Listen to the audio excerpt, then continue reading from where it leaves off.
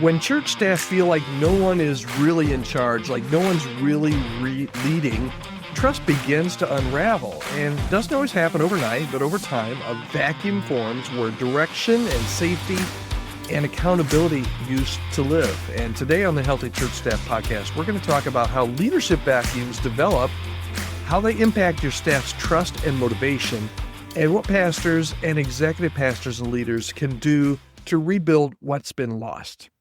Hi there, my name is Todd Rhoades, one of the co-founders over at chemistrystaffing.com, and you're listening to the Healthy Church Staff Podcast. What happens when no one's leading?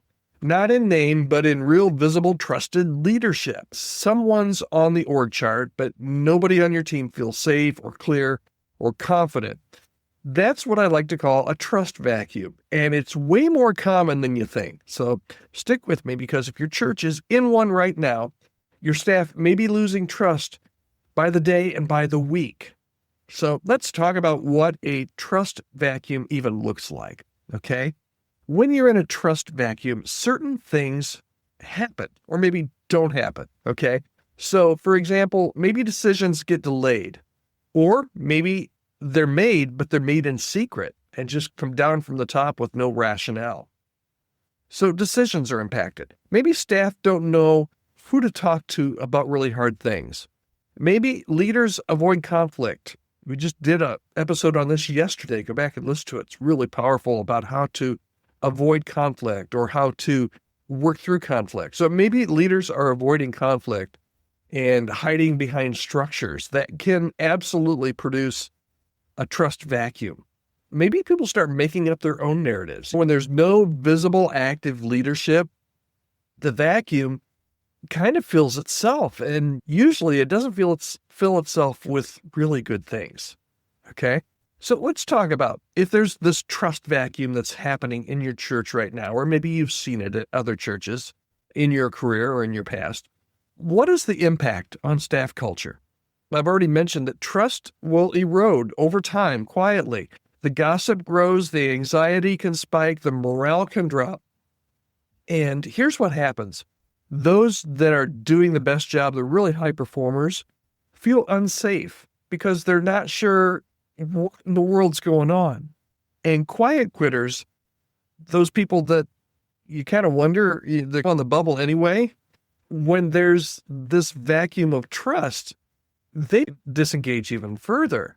And the people that are holding everything together during this time are starting to ask, what am I doing? Why am I still here? All right, so how do you rebuild this trust when the trust has been lost? If you're the leader, you just have to be visible again. Leadership isn't directional. It is directional, but it's not just directional. It's also relational. You need to re-clarify the mission and the expectations and the lines of communication, because for some reason, those have vanished, and that's why there's this vacuum of trust.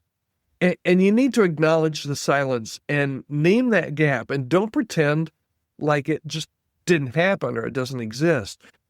You need to rebuild this in public with your team, with your staff, and let the people see that you are trying to establish and rebuild trust. Not that just there's a plan to do it, not just that you hope to do it in the future, but that you're actually doing it, that you're actually starting to rebuild that trust as much as you can. Leadership absence created the vacuum, and leadership presence is going to help rebuild the bridge to take away that vacuum. Okay, here's your bottom line. Here's your big thought for today. The leadership vacuum, if you're experiencing it right now in your church, it didn't happen overnight. And honestly, if I'm being totally frank with you, it's not going to be fixed overnight either. But, this is a big but. I like big butts, and I cannot lie. I don't know why I had to say that, but for serious. Your next move can be the start of something really real again. Okay, let me rephrase that, because I broke it up with really bad reference to how old I am. The vacuum, if you're experiencing a vacuum right now, it didn't happen overnight, and it's not going to be fixed overnight. How you make your next move can be the start of something real again. I would love for you to drop me a comment, pop me an email, podcast@chemistrystaffing.com. What's one way that you've seen trust rebuilt on a church team? Maybe you found yourself in a leadership vacuum and you fought really hard to rebuild it and it worked. I'd love to hear your story. Reach out to me, podcast@chemistrystaffing.com. And if there's any way that you think I can help you and your team, maybe just with a conversation, maybe with a longer-term coaching or partnership, maybe it's helping you find a new staff member, I'd love for you to reach out to me, podcast@chemistrystaffing.com. Tell me what you're looking for. Maybe I know somebody, or maybe I can help you in any way to build a healthier church team exactly where you are. All right, that's it for today. Thanks so much for joining me here on the Healthy Church Staff Podcast. We're here every day, Monday through Friday. And today is episode number 458. Hey, if you don't have anything to do for the rest of the day, start with episode 1. I'm just kidding. That would be a horrible existence if you had to listen to 457 other episodes today.